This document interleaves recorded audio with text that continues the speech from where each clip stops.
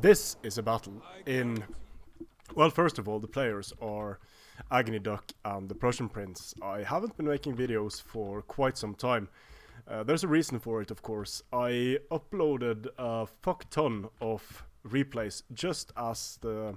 or recorded, just as the game updated to the new version with the Slav Nations Culture Pack.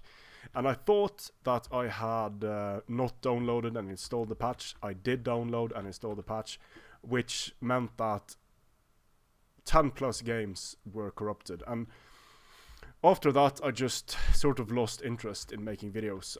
If I don't want to make videos, I won't make videos just to do it. Backwards compatibility is something that it would make the lives of YouTubers like myself a lot easier. However, we do know that multiplayer is not where the Creative Assembly's main focus lies. So, without further ado, Duck against Prussian Prince. When Age of Charlemagne came out, Duck was on it straight away, made some great armies, had some great games. The Prussian Prince, however, was a bit slower in taking to Age of Charlemagne. I think it mainly has to do with lack of interest. I'm sure the Prussian Prince is going to tell me if there's another reason, but I think lack of interest was the main thing. He was one of the many players who just grew damn tired of Attila, and I was one of those players who grew damn tired of Attila. Age of Charlemagne, though, brought something different to the proverbial table. So here we have Mercia versus Asturias here. So feared spearmen, feared axemen, feared javelins, royal thanes on the flanks, thanes in the center, horsemen, the royal companions. Pretty much what you'd expect from a Mercian army, with the thanes holding the center, the axes and the spears going on the flanks, and some nice javelin support. Asturias, though, Iberian cav, precursors, sword cav can do a good job against infantry. 4 of those. Then we have these guys, the tribesmen. They have precursors, the levy spears don't. Noble skirmishers. Duck likes his elite skirmishers. 20 charge, but only 9 melee damage. But the 90 missile damage can put the hurt on cavalry, and Asturias needs to kill cavalry. Perhaps not so much against Mercia, but they can also be nice against units like the Thanes. Skirmishers up front, 70 missile damage, 5 ammo.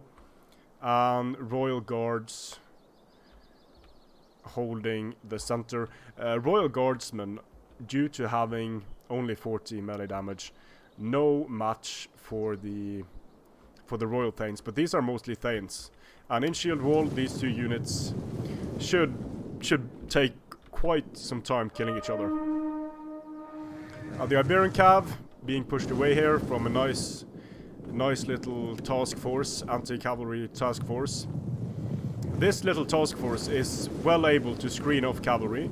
It's also able to take away supporting units with the spears, with the axes as the spears engage the cavalry. So the cavalry has to pull away here. These guys the skirmishers are running up. Thanes, let's see, not moved into shield wall just yet. So already we see a game that is far from two armies just colliding head on, which we haven't seen too much of in Charlemagne, really. Now here come the horsemen charging out, getting hit by a number of javelins, but the skirmishers also get hit. The problem is these supporting units. So the horsemen charge in, they hit the royal guardsmen moving, but there are a lot of javelins, and this horseman is going to die. If it pulls out, it dies. So hard to tell if this was worth it or not, really. Engaging on the flanks here against the Iberian cavalry, and here come the feared axemen, getting hit by a cavalry charge. Didn't take the full force of the cavalry there, but certainly took a bit of damage. The horsemen did manage to see off these javelins. However, the horsemen are gone. Thanes running into the skirmishers, but the skirmishers have already done a pretty good job, I'd say. The Royal Thanes charging in, they will be able to deal well with what's left here, and I think these units are also going to be able to wrap up the Iberian cavalry and the levy spearmen quite handsomely. Shield wall Thanes facing the wrong way, or facing weird way. The shield wall gets hit. And let's see how quickly they drop. They drop relatively quickly. The Royal Guard cavalry has a 50 damage sword, so he's going to be able to do a lot of damage to the Thanes here. And Thanes are dropping really quickly, and actually leaving the Royal Guard in here is the right course of action, because he is going to be able to break these Thanes. The noble skirmishers firing on the Thanes. On the flanks, breaking through here are the merchants.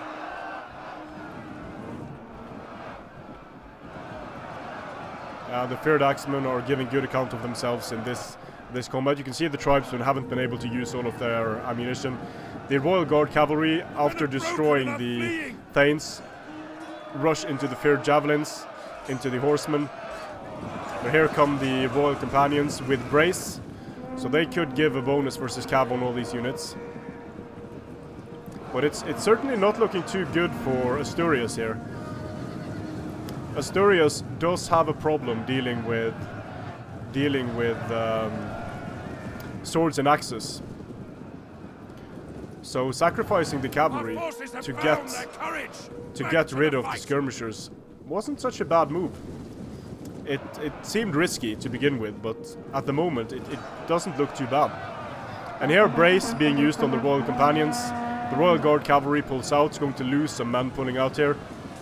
Not in shield wall, so the Royal Guards moving in shield wall are going to be somewhat evenly matched with the Royal Companions due to their bonuses. You can see, yeah, the Royal Companions are losing now, so that 10 bonus is helping the Royal Guardsmen swing way above their weight class. Look at the Royal Companions dropping here. This is the importance of shield wall. Those guys were out of shield wall and now they're getting spanked. Thanes, no shield wall. Royal Guards, no shield wall. And that's it for the general of Mercia. The Royal Guards keep moving in shield wall, very important. So in this chaotic situation, they are going to do a very good job. Already double bronze, already at 140 kills. Whereas the Royal Guard cavalry gem, 200 kills. He's been used really, really well in this battle. It looks like he's going straight for the feared axes here. He doesn't want to engage these spears. He might go for a rear charge. That might be the smart thing to do. Rear charge and frontally charge the axes. Or he might just want to get the hell out of there because, well, he's only tired. He isn't exhausted. So this is very close, a lot closer than I thought it would be. For the merchants losing their general, that could be massive. Now you see that the general is alive, and I keep mentioning this, but that's because the general isn't actually off the field. The general is running across the field here somewhere, and the penalty isn't going to kick in before the general is actually dead. The men are broken and are fleeing. Here come the feared javelins charging into the rear of these Royal Guards. If these Royal Guards were in shield wall, they would do an astounding job here. Since they're not in shield wall, they won't. Now it's time for the Royal Guards to move in for a rear charge, because it's looking hairy for the Royal Guardsmen. They do have a decent amount of morale. There is a spare unit coming in here to intercept, and very heavy cavalry, being very tired, is going to be exceptionally slow in supporting this fight. And now the spears are just moving around to shield the back of the men, which is a very good idea. Here the Royal Guards moving into shield wall, going to get a lot of kills here because there are, well, actually these Royal Guardsmen are also in shield wall, so they're going to do well in that fight. The noble skirmishers might get some kills off the charge here because of their 20 charge bonus and the depleted health of the enemies. Yep, they do get some kills right away, not a whole lot, but any bit helps. More importantly, the rear charge penalty here is very real. If the general runs off the field now, these guys are going bye-bye. Morale a definite problem for Mercia. So charging this unit of feared spearmen looked risky, but it was close to breaking and it broke. So At this point, things are looking good for Mercia.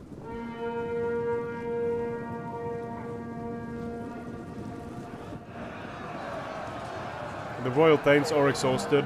Haven't done a spectacular job, but these Royal Guards have certainly done a spectacular job. The importance of shield wall. Our advantage has been lost. Royal Guards, horsemen charging into the tribesmen here, but at this point it is over. The Royal Thanes stand and fight, damn you! Shaken due to army losses, and it's over. Valiant defeat there. The Prussian prince was valiantly defeated. Looking at this Kingdom of Asturias army, it lacks any sort of punching power. It has holding power in the form of the Royal Guards in the center. But the javelins have been consistently used very well by Agni Duck, both early game and late game. A bit risky going in with the cavalry from the Prussian prince. However, he was at a skirmish disadvantage. And the Kingdom of Mercia is it is lacking in the cavalry department, but so is the Kingdom of Asturias. So a very, very close battle. It might have come down to that. The morale penalty for the general dying didn't kick in, so it wasn't that. But I think Duck turned it around very well in this battle. So let's see what happens in game number 2. Strength and Honor.